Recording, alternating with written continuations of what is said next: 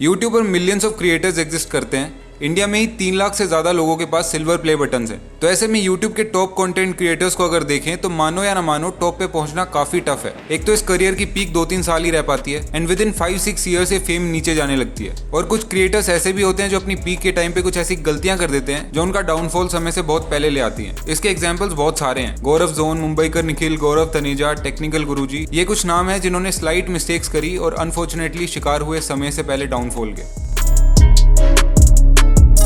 तो जब 2018-19 में रोस्टिंग जॉनर राइज पे था तब इंडिया में बहुत से लोगों ने रोस्टिंग चैनल शुरू करे और उस समय वल्गर रोस्टिंग ही ज्यादा प्रेवेलेंट थी। कुछ एग्जांपल्स देता हूँ फिर आप अपने आप समझ जाओगे। कैरी मिनाटी, बीस्ट बॉय शुभ, बीबीजे, गरीब, एल्विश यादव, लक्ष्य चौधरी, ये कुछ लोग हैं जिन्होंने मेन स्ट्रीम रोस्टिंग में वल्गर कंटेंट बनाया 2016 से 2020 के बीच में। लक्ष्य was bit different from all of them क्योंकि वो किसी इंडिविजुअल को पकड़ के उस पे हेट कमेंट्स नहीं करता था, but he used to roast situations and content of that particular creator instead. But फिर भी कैटेगरी थोड़ी वल्गैरिटी में ही आती थी। फैमिली फ्रेंडली रोस्टर्स भी कोएग्जिस्ट कर रहे थे साथ में ही, लेकिन ज्यादा हाइप उनको ही मिलती थी जो गालियां देके रोस्ट करते थे। इट इज प्रीटी ऑब्वियस कि उस टाइम पे इनोवेटिव बैड वर्ड्स को काफी कूल समझा जाता था, लेकिन अब ऐसा नहीं है। अब जो क्लीन कॉमेडी करता है वो ज्यादा सेंसिबल और फॉलोएबल माना जाता है। तो मैंने ये जो नाम लिए इनमें से अभी तक सिर्फ वही सर्वाइव कर पाए हैं जिन्होंने अपने वल्गर एंड बैड वर्ड्स वाले पर्सोना को छोड़ा और मोर सेंसिबल कॉमेडी में शिफ्ट हो गए। और इसमें सबसे बड़ा नाम आता है लक्ष्य चौधरी का। लक्ष्य यूट्यूब पर बहुत समय से रेलेवेंट है और धीरे धीरे अपनी जगह उसने मेन स्ट्रीम यूट्यूबर्स में बनाई ली है और उसकी हाइप खत्म होती नहीं दिख रही है। एक समय था जब लक्ष्य ऑलमोस्ट कैंसिल होने वाला था,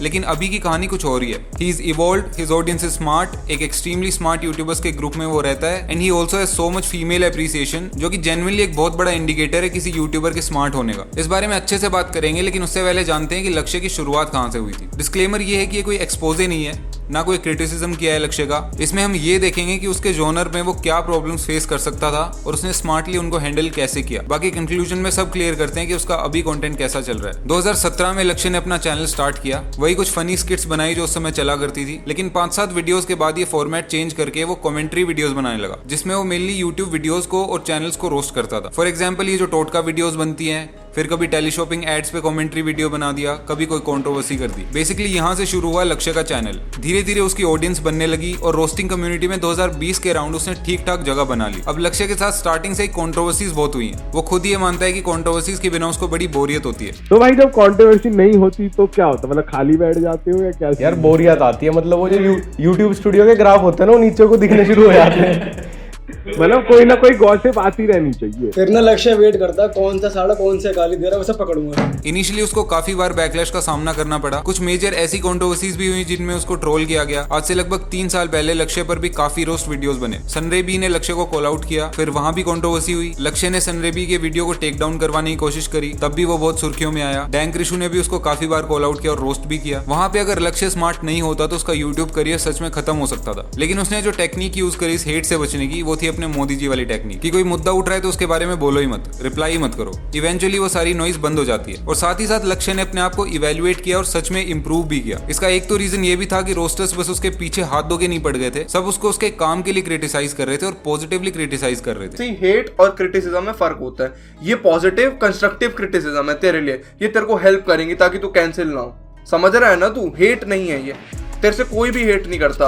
अगर बात करें उस समय के यूट्यूब के माहौल की तो वहाँ लड़के डोमिनेट कर रहे थे और लक्ष्य और एल्विस जैसे रोस्टर्स पर उनके कुछ कमेंट्स की वजह से एक थप्पा लग गया था कि वो मिसोजिनिस्ट एंड व्हाट नॉट। कुशा कपिला के साथ भी एक कंट्रोवर्सी हुई जिसमें लक्ष्य और एल्विस दोनों डायरेक्टली इन्वॉल्व थे। इन शॉर्ट देखा जाए तो खूब ही कंट्रोवर्सीज हुई है लक्ष्य की, और मेनली इस रोस्टिंग कम्युनिटी में होती है कंट्रोवर्सीज तो। लेकिन बाकी जो रोस्टर्स थे वो आज के टाइम पे सब इरेलेवेंट हो चुके हैं। बस बचे वही हैं जिन्होंने या तो अपने कंटेंट को बिल्कुल ही चेंज कर लिया या फिर उन्होंने अपने कंटेंट को क्लीन कर लिया। उस समय का रोस्टिंग सीन बहुत ही डिस्टर्ब था और हम ये भी नहीं बोल सकते कि लक्ष्य सही था या कैरी सही था, सबके सभी गलत थे। लेकिन खैर वो एक ट्रेंड था और आज वो ट्रेंड जा चुका है। लक्ष्य ने बहुत जल्दी रियलाइज कर लिया कि गालियां देके और घटिया पर्सनल शॉट्स लेके करियर नहीं बनेगा इस फील्ड में। अगर आगे जाना है तो इवॉल्व करना होगा। कुछ लोग आज भी यूट्यूब पर इस इनिशिएटिव से आते हैं कि हम रोस्ट वीडियोस बनाएंगे, लेकिन उनके लिए जरूरी है कि वो आज के करंट ट्रेंड्स को समझें और बिल्कुल इवेल्युएट करके काम करें। ये रोस्टिंग तो बहुत एंड में आई कि तुम्हें क्रिएटिव पंच लाना है घुमा के और थोड़ा मतलब उसके अराउंड, और बॉडी शेम नहीं करना बहुत ज्यादा। हमें भी लगती थी, मैं बहुत मानता था कि किसी को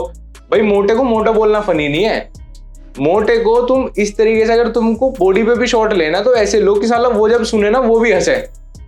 कि यार इसने क्या बोल दिया। बॉडी शेमिंग ना लगे वो चीज हाँ। डिमोटिवेटिंग ना लगे दूसरे के लिए। इस सब के अलावा एक चीज जो लक्ष्य के अगेंस्ट सबसे ज्यादा यूज की जाती है वो है जो उसने दानिश जैन पे कमेंट किया था। दो it was very wrong and वो उसके रिजिड एंड स्ट्रॉन्ग परसेप्शंस को दिखाता है, लेकिन वहां से उसने इंप्रूव जरूर किया है। अब वो उस बात को इरेज तो नहीं कर सकता पास्ट में जाके, लेकिन कोई ऐसा कमेंट उसकी तरफ से वापस देखने को नहीं मिला है। जिनको उस कमेंट का नहीं पता वो देखना भी मत, कोई सेंस नहीं बनेगा। अभी जब उसके इवोल्यूशन की बात हो ही रही है तो इसको आगे लेके जाते हैं। मैंने कम्युनिटी पोस्ट किया जिसमें लोगों से लक्ष्य के बारे में ओपिनियन पूछा। मोस्टली कमेंट्स यही थे कि वो जेन्युइनली एक स्मार्ट क्रिएटर है, बट साथ ही साथ वो कनिंग है, ग्रुपिज्म किया है उसने और टारगेट करके वीडियोस बनाता है, लोगों को डिफेम करता है। ये कुछ एलिगेशंस लगते रहे हैं लक्ष्य पे स्टार्टिंग से ही। ये सारी बातें ना तो टोटली फॉल्स हैं ना ही ट्रू हैं।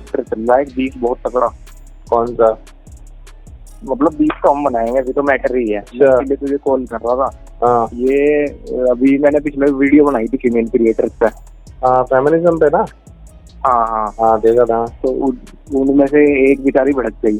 हाँ, कुछ अगर पिला मेरे लिए स्टोरी डाली उसने परसों। फिर मैंने सोचा मैं चलो थोड़ी बहुत जलन हो जाएगी, खत्म, कोई दिक्कत नहीं है। तो अगर इस मैटर को खींचना हो तो मिलके सारे खींच सकते हैं, इसका बीफ बना के। हमने देखा है कि उसने ग्रुपिज्म किया है, लोगों को टारगेट करके ग्रुप में वीडियोस भी बनाए हैं, लेकिन क्रिटिसिज्म लेने में वो काफी तेज है। उसको समझ आ जाता है कि अगर कोई गलती हुई भी है तो उसको ठीक कैसे करना है और रेलेवेंट कैसे रहना है। एक कमेंट ये आ रखा था कि आई प्रेडिक्टेड लक्ष्य's downfall, but right after that उसने स्टैंड अप शुरू कर दिया। वर्क डेडिकेशन बहुत है उसमें एंड कॉन्स्टेंट अपग्रेडेशन भी देखने को मिल रहा है उसके कंटेंट में। पूरे दिन देखो ना, पूरे दिन तो व्लॉग बनाओ। तुम हो जब से देखो सब कुछ कर रहे हैं, फिर खुद ही कनेक्ट रहो। सीए से कनेक्ट रहना, स्पॉन्सरशिप वालों से कनेक्ट रहना, दोस्तों से कनेक्ट रहना, घर पे भी बात करनी है।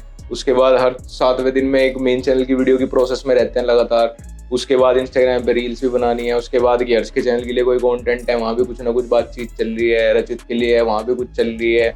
फ्लैट बदल रहे हैं, फ्लैट। इस चैनल पे मैंने जिन भी लोगों को डायरेक्टली क्रिटिसाइज किया है उसकी वजह ये थी कि वो लोग इवॉल्व नहीं कर रहे थे, लेकिन लक्ष्य के केस में ऐसा नहीं है। अब वो ऑडियंस का परसेप्शन कुछ भी हो सकता है कि वो हिपोक्रेट है, कनिंग है, लेकिन ये तो श्योर है कि वो रिस्पॉन्सिबली अपने काम को करने की कोशिश कर रहा है। तुम्हें पता होगा कि एक समय था जब ये बैटिंग प्लेटफॉर्म्स कितने ट्रेंड पे थे, सब इनको प्रमोट करते थे, बट लक्ष्य वाज द वन जिसने इनको प्रमोट करना बंद किया। हम जितने भी लोग थे साथ में एक शपथ खाई थी सारों ने कि हम बैटिंग प्रमोट नहीं करेंगे, और ये पूरी उपज जो थी वो इस व्यक्ति के दिमाग की थी। ठीक है, हम में से कोई आदमी, जितने भी लोग थे, किसी की कोई इच्छा नहीं थी, बस इस व्यक्ति की थी।